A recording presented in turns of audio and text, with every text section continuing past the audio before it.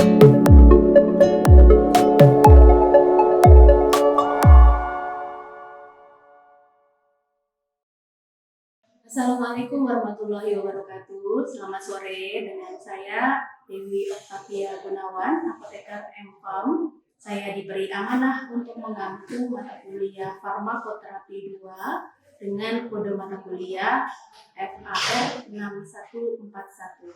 Adapun deskripsi mata kuliah yang saya ampu, yakni mata kuliah Farmakoterapi 2 ini merupakan mata kuliah wajib yang pada gilirannya nanti dapat menunjang dalam praktek pelayanan kefarmasian kepada masyarakat.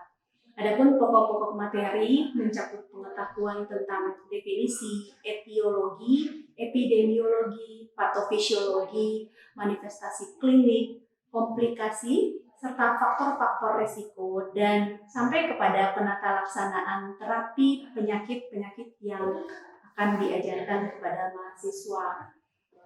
Adapun penyakit-penyakit yang akan diajarkan antara lain penyakit tinnitus dan otitis media, glaukoma, macam penyakit drug-induced dermatologi, hiperpigmentasi dan psoriasis, hepatitis A dan hepatitis B, serta pneumonia.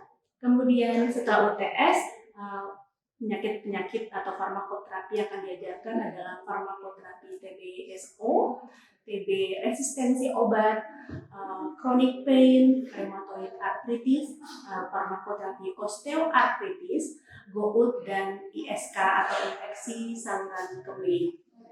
Nah, untuk korelasi CPL terhadap sub CPMK itu terdapat korelasi antara CPL 1, CPL 2, CPL 3 terhadap sub CPMK 1 dan sub CPMK 2. Sedangkan CPL 7 berkorelasi dengan sub CPMK 2. Di mana sub CPMK 1 sendiri kemampuan akhir tiap tahapan pembelajaran diharapkan mahasiswa nanti mampu menjelaskan definisi etiologi, epidemiologi, patofisiologi, manifestasi klinis, komplikasi, faktor-faktor risiko, dan tata laksana pada terapi-terapi penyakit yang sudah disebutkan tadi di awal. Kemudian sub CPMK yang kedua, yakni mahasiswa nanti diharapkan mampu untuk menilai ada atau tidak masalah terkait obat atau drug related problem pada suatu kasus penyakit yang seperti tadi disampaikan di awal, ya. Contoh misalnya untuk kasus penyakit tinnitus dan otitis media pada pasien berupa case problem, kemudian mahasiswa dihadapkan pada kasus real pasien dan menemukan drug related problem dan kemudian memecahkan masalahnya. Untuk hasil pembelajaran atau penilaian hasil pembelajaran terdiri dari UTS 36%, UAS 36%, tugas atau presentasi tugas 16%, penilaian sikap 6%, dan penilaian keaktifan 6%. Jadi total seluruhnya adalah 100%. Berikut ini akan saya tampilkan video pembelajaran di dalam kelas bersama mahasiswa dengan topik pembelajaran pertemuan ke-9, yakni PBL atau Problem Based Learning Farmakoterapi TBC sensitif obat. Selamat menonton. Bismillahirrahmanirrahim. Assalamualaikum warahmatullahi wabarakatuh. Waalaikumsalam warahmatullahi wabarakatuh. Selamat siang semuanya. Siang. Pada siang hari ini kita bertemu kembali setelah UAS. Ya, kemarin kalian semua sudah UTS sudah melaksanakan UTS. Bagaimana kemarin UTS-nya? Bisa dikerjakan? Belajarnya saja ya. Oke, baik. Alhamdulillah UTS sudah selesai. Sekarang kita masuk kembali ke pertemuan yang ke-9. Pada grup kita ya, grup WA kita Ibu sudah share bahan ajar terkait materi hari ini ya. Jadi hari ini kita punya materi adalah PB Problem Based Learning Group atau kelompok pembelajaran berbasis kasus tuberkulosis ya. Jadi mahasiswa sekalian, nanti kalian bisa pelajari lebih jauh terkait tuberkulosis itu sendiri, dari mulai apa sih definisinya. Tuberkulosis kan dibagi dua, ada yang sensitif obat, ada yang resisten obat. Namun pertemuan ke-9 ini kita bahas dahulu terkait dengan TB sensitif obat ya. Silakan nanti bisa dipelajari di bahan ajarnya. Nanti dari modal bahan ajar itu kalian mengerjakan ini problem based learning ini. Ya, nanti di slide terakhir akan Ibu berikan beberapa PBL ya, ada 5 PBL yang harus diselesaikan, ada yang diselesaikan di kelas dan ada juga nanti kalian presentasikan di pertemuan yang berikutnya ya, seperti itu. Baik, mahasiswa sekalian, kita tahu bersama bahwa pertemuan hari ini adalah pertemuan mata kuliah farmakoterapi 2 ya, dengan kode mata kuliahnya FAR 141. Sudah tahu ya, dan dosen pengampunya ada Bu Apoteker Misan Najwa Rohma, kemudian Ibu Apoteker Emi Oktaviani, Ibu Apoteker Emma Milavita, dan saya sendiri Ibu Apoteker Dewi Oktavia Gunawan Empang ya. Jadi materi yang kita berikan ini sesuai dengan RPS ya yang sudah disusun bersama tim, dan hari ini adalah pertemuan yang ke-9 yang membahas terkait farmakoterapi TB SO ya. Oke, kemudian sedikit kita review ya. Apa saja nanti target yang akan kita peroleh dari pembelajaran hari ini. Kita bisa lihat capaian pembelajaran mata kuliahnya. Mahasiswa nanti diharapkan mampu untuk menjelaskan definisi, etiologi, kemudian epidemiologi atau fisiologi, bagaimana gejala klinis atau manifestasi klinis dari penyakit ini, apa saja sih komplikasinya nanti, faktor-faktor apa saja nanti yang bisa mempengaruhi atau menjadi berpotensi untuk seseorang itu terkena TB, kelompok populasi mana saja yang cenderung berpotensi untuk kena TB gitu. Kemudian sampai kepada bagaimana tata laksana terapinya. Dan satu lagi, mahasiswa diharapkan mampu menilai ada atau tidak masalah terkait pengobatan atau drug related problem obat-obat TB, gitu ya. Kemudian nanti mampu juga membuat rencana terapi, memberikan konseling dan monitoring. Kemudian capaian pembelajaran mata kuliah ini itu berdasarkan perkuliahan yang sudah didapatkan, kemudian PBL yang hari ini akan didapatkan, ya, problem based learning-nya, diskusi, tanya jawab, dan juga tugas-tugas terstruktur yang nanti Ibu berikan. Ya, kira-kira seperti itu ya. Baik, Ibu pengen ice breaking dulu sebentar, boleh? Boleh. Berdiri semuanya.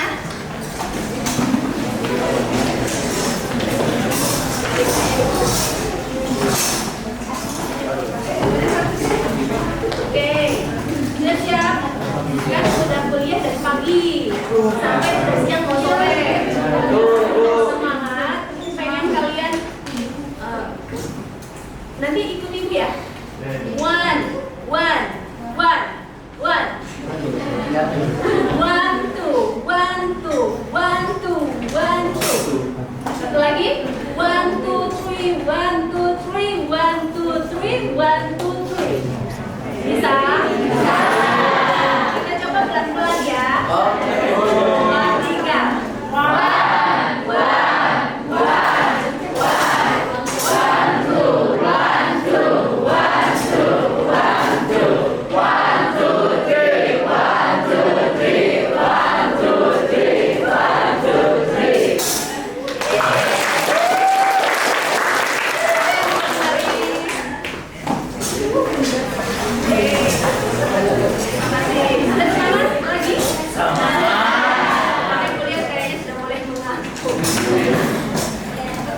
sekalian, berikut adalah background ya, latar belakang pertemuan kita ya. Jadi mahasiswa sekalian, latar belakang pembelajaran kali ini adalah kita ketahui bersama bahwa tuberkulosis itu merupakan penyakit menular ya, yang disebabkan oleh Mycobacterium tuberculosa atau tuberkulosis ya. Meskipun kita tahu bahwa si Mycobacterium tuberculosa ini ada obatnya ya, namun fakta di masyarakat itu ternyata pemerintah banyak sekali tantangannya untuk apa? Dalam hal apa? Mendeteksi begitu ya, dalam hal mendeteksi, kemudian menemukan insidensi begitu ya, karena dari tahun ke tahun insidensi dari TB itu meningkat ya, pikir seperti itu. Kemudian hal apa yang menjadi penyebabnya? Kemudian tantangan-tantangan inilah dalam hal deteksi, pengobatan, kemudian pencegahan itu menjadi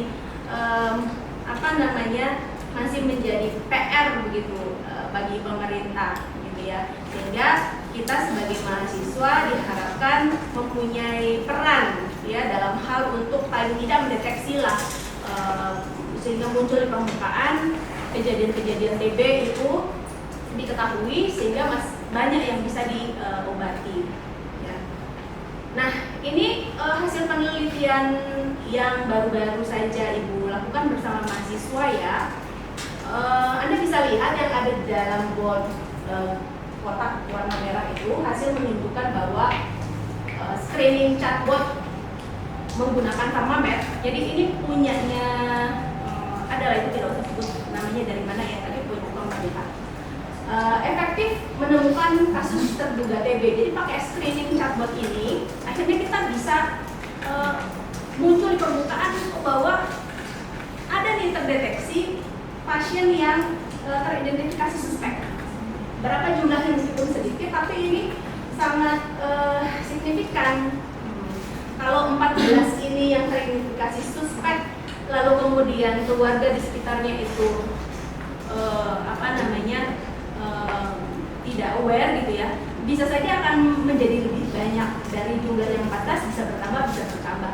Kalau tidak diketahui, tidak terdeteksi, maka itu tadi jumlah dari penderita TB makin hari makin banyak tidak terdeteksi, kira-kira seperti itu. Nah, dari hasil screening chatbot ini, alhamdulillah terdeteksi ya penelitian kemarin itu. Kemudian dari hasil pemberian pengetahuan terkait apa itu TB, bagaimana pengobatannya, bagaimana cara pencegahannya, penularannya bagaimana, gitu ya, mahasiswa bisa lebih aware, masyarakat bisa lebih aware begitu, sehingga dari pengetahuan yang didapatkan, peningkatan pengetahuan diharapkan nanti penderita TB itu makin ditekan, ya, jumlah penderita TB makin bisa ditekan. Nah, mahasiswa sekalian, ini menurut TB Global Report tahun 2022 ya, Indonesia menjadi peringkat kedua dunia insiden TB terbanyak setelah negara India ya, tahun 2020. Sebelumnya itu dia peringkat ketiga ya, tahun 2020 malah meningkat ya, menjadi peringkat kedua. Ini jadi PR nih bagi pemerintah.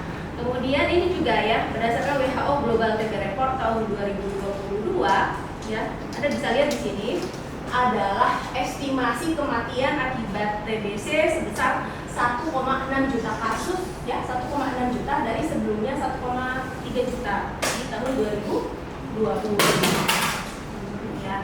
Kemudian kita lihat juga distribusi dari total 10,6 juta kasus, yang paling banyak siapa? Pria dewasa gitu ya, sebanyak berapa itu? 6 juta kasus ya, wanita 3,4 juta dan anak-anak 1,2 juta ya. Nah, ini kita review sedikit terkait dengan definisi dari tuberkulosisnya ya, mahasiswa sekalian. Ini juga bisa kalian pelajari nanti dari bahan ajar yang sudah Ibu share. Ibu review sedikit saja. Jadi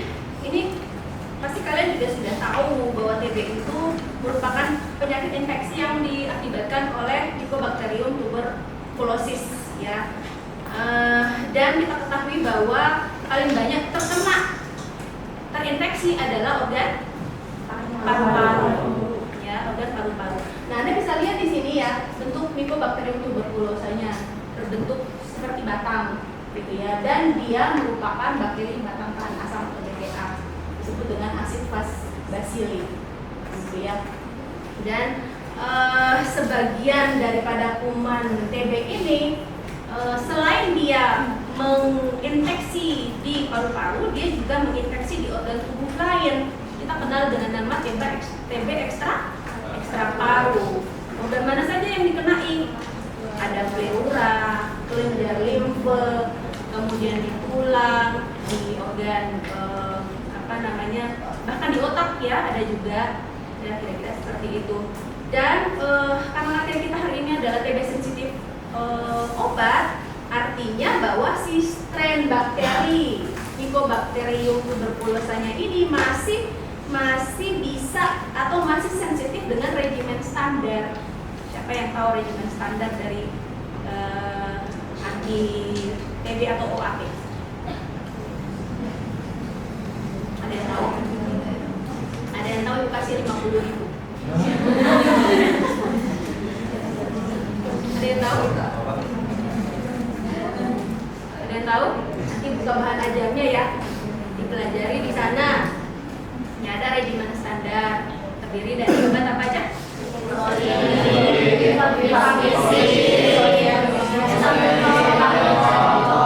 Ya, siapa yang digunakan pada fase intensif dan siapa saja yang digunakan pada fase lanjutan? Iya. Kemudian lanjutan?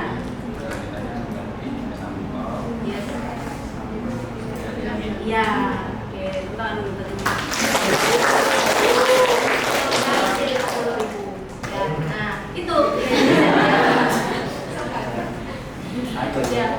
Jadi sensitif obat itu ya itu tadi, dia masih bisa diobati dengan regimen standar. Beda lagi kalau seumpamanya dia sudah tidak sensitif, dia sudah resisten. Nah itu kita masuk ke TB resisten. Nanti di pertemuan berikutnya kita belajar terkait TB resisten. Nah, maksud sekalian, apa saja manifestasi kliniknya? Gejala umumnya rata-rata pasien TB itu menderita ini ya, batuk lebih dari 2 minggu, batuknya berdahak, kemudian dahaknya itu bisa bercampur dengan darah. Ada juga yang tidak bercampur dengan darah, ya. Kemudian ada juga yang disertai dengan nyeri dada, dengan sesak nafas, ya. Dan ada gejala-gejala lain, ya, penurunan berat badan. Ini spesifik sekali ya, tapi jarang. Malaise, penurunan nafsu makan, menggigil, demam, sampai berkeringat pada malam hari. Jadi maksud sekalian, gejala penyakit TB ini tergantung pada lokasi lesi di mana dia menginfeksi. Tadi kan Ibu sudah sampaikan di awal, ada TB paru, ada TB ekstra paru. Kalau gejala-gejala ini umumnya terjadi pada TB paru, ya, yang lesi atau infeksinya berada di paru-paru. Ya. Nah, kemudian siapa saja kelompok berisiko tinggi yang mengalami penyakit TB? Ya, ini dia.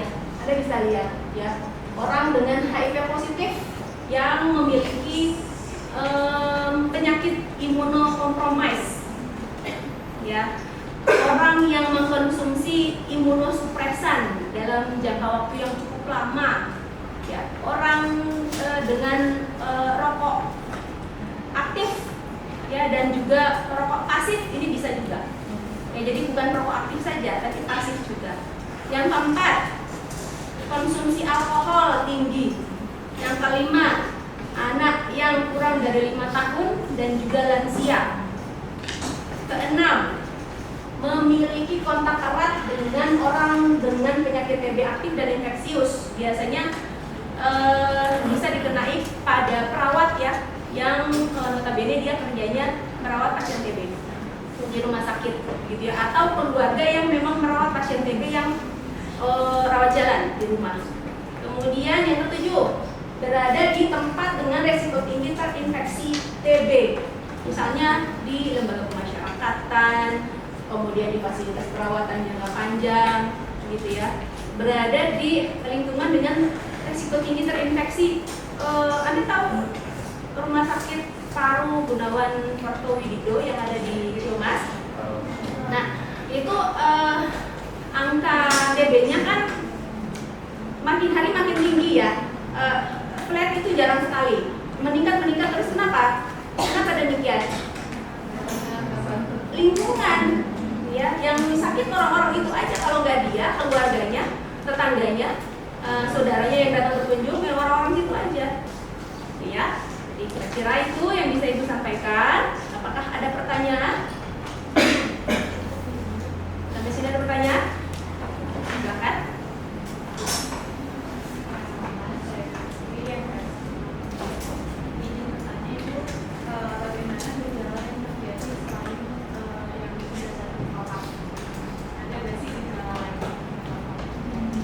Oh ya, oke. Berkaitan dengan TB paru dan TB ekstra paru tadi ya. Oke, baik. Coba Ibu kembali ke slide gejala ini ya, manifestasi klinik. Nah ini, seperti yang tadi Ibu sudah sampaikan bahwa gejala penyakit TB itu, BTW terima kasih banyak pertanyaannya. Gejala penyakit TB tergantung pada lokasi lesi di mana si MTB-nya berada, gitu ya. Ini adalah gejala umum yang biasanya diderita oleh pasien dengan TB paru ya. Nah, selain ini ada lagi ya gejala-gejala lain. Untuk TB ekstra paru itu agak spesifik ya. Contoh misalnya ketika si lesi itu berada di kelenjar getah bening. Kelenjar getah bening adanya di mana? Di leher, di ketiak gitu ya. Nah, lesi ini namanya lesi kelenjar limfa atau limfe. Gejalanya biasanya apa? Terjadi benjolan. Nah, spesifik kan ya? Iya, ada benjolan di leher. Biasanya ada yang nyeri, ada yang tidak nyeri. Kebanyakan tidak nyeri. Kemudian si benjolan ini bisa pecah dan bisa mengeluarkan cairan, disertai juga dengan demam ringan. Ya, kira-kira seperti itu. Bagaimana kalau lesinya di tulang belakang atau spondilitis? Gejalanya bagaimana? Kalau dia di tulang belakang, apa yang bisa terjadi? Nyeri nggak? Nyeri tulang belakang, nyeri selain tulang, nyeri sendi, gitu ya. Kemudian bengkak dan pasti ada keterbatasan bergerak. Ya, kira-kira seperti itu. Ya. Lalu apa aja aktivitas PBL-nya yang akan kita lakukan? Ini dia. Nah, ini perhatikan. Jadi ada 5 aktivitas PBL yang wajib dilakukan oleh masing-masing kelompok. Nanti dibagi dalam berapa kelompok? 5 kelompok ya. Khusus untuk aktivitas 1, 2, dan ini yang keempat. Ya, rencana aksi, aktivitas diskusi, aktivitas case study, dan aktivitas rencana aksi.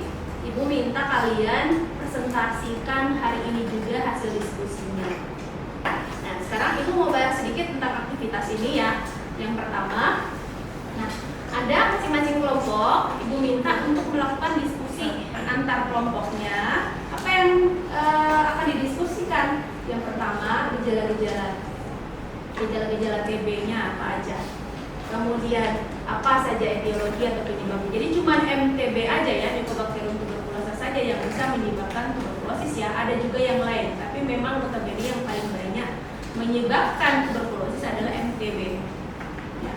Lalu nanti di akhir diskusi kalian diminta untuk mempresentasikannya. Kemudian yang kedua, untuk aktivitas case study, Ibu minta kalian lakukan asesmen terhadap data pasien TB yang nanti Ibu share, gitu ya. Jadi ada kasus lagi, kalian nilai apakah dia ada DRP-nya atau tidak. Kalau ada, berarti harus diselesaikan, harus dicarikan solusinya. Keempat, rencana aksi. Ya. Ibu minta kalian untuk merancang program edukasi dan pencegahan TB untuk masyarakat. Ya, dipikirkan bagaimana tuh caranya. Ya, kumpulkan masanya di mana, berapa jumlahnya, siapa aja targetnya. Kemudian yang di minggu depan itu aktivitas PBL role play yang ini ya, dan juga refleksi. Yang role play Ibu minta kalian untuk lakukan simulasi ya, pertemuan antara misalnya Anda ini berperan sebagai seorang farmasis ya, bertemu dengan warga desa, melakukan edukasi tentang penyakit TB. Lalu yang terakhir, aktivitas PBL yang terakhir adalah refleksi. Ya, diskusikan pembelajaran yang didapat dari aktivitas ini dan bagaimana menurut Anda ini bisa atau tidak diterapkan di dunia nyata supaya kita bisa membantu pemerintah dalam upaya menekan angka penderita TB ya. Silakan. Ya. Perkenalkan saya Farhan. Ya. Saya ingin bertanya saya masih berkaitan dengan pertanyaan sebelumnya. Kalau saya bertanya tentang gejala, saya ingin bertanya tentang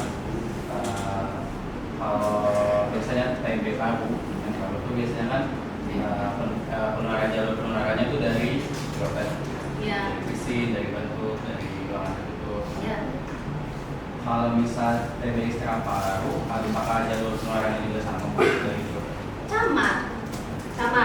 TB ekstra paru maupun yang TB paru itu penularannya sama. Ya, itu ada PPT satunya lagi ya, tapi dibutuhkan ya. Nanti ibu tampilkan cara penularan. Karena ini masuk ke dalam aktivitas PBL Anda, maka Anda harus cari tahu lebih dahulu bagaimana proses penularannya. Dimulai dari percik kening yang dibersinkan atau dibatukkan keluar ke udara, bertahan cukup lama di udara, terhirup oleh orang lain, masuk. Ketika dia sistem imunnya rendah saat itu, bertahan si dropletnya itu, si MTB-nya bertahan. Simulasi pertemuan antara Anda sebagai seorang farmasis dengan masyarakat. Jadi nanti kira-kira bagaimana nih? Anda berperan sebagai siapa? Lalu pasien, masyarakat. Anda di situ mau ngapain? Sudah tahu? Ya. Oke, baik. Sebagai seorang farmasis kan biasanya sebagai informan ya, sebagai informan, pemberi edukasi, pemberi motivasi, gitu ya. Jadi pengetahuan terkait TB, terkait pengobatannya, kepatuhan minum obatnya itu sangat penting sekali dalam upaya untuk menekan jumlah penderita TB. Ya, jadi nanti Anda diharapkan dalam aktivitas PBL ini semaksimal mungkin berperan sebagai seorang farmasis yang notabene sudah menguasai betul tentang tuberkulosis sensitif obat ini. Ada pertanyaan? Ada komen? Cukup? Oke. Kalau sudah, silakan bentuk kelompok. Kemudian mulai didiskusikan untuk aktivitas PBL 1, 2, dan 4. Waktunya 30 menit dari sekarang, 30 menit terakhir presentasi. Ya, Ibu cukupkan sekian. Terima kasih atas perhatiannya. Wabillahi taufiq wal hidayah. Wassalamualaikum warahmatullahi wabarakatuh. Waalaikumsalam warahmatullahi wabarakatuh.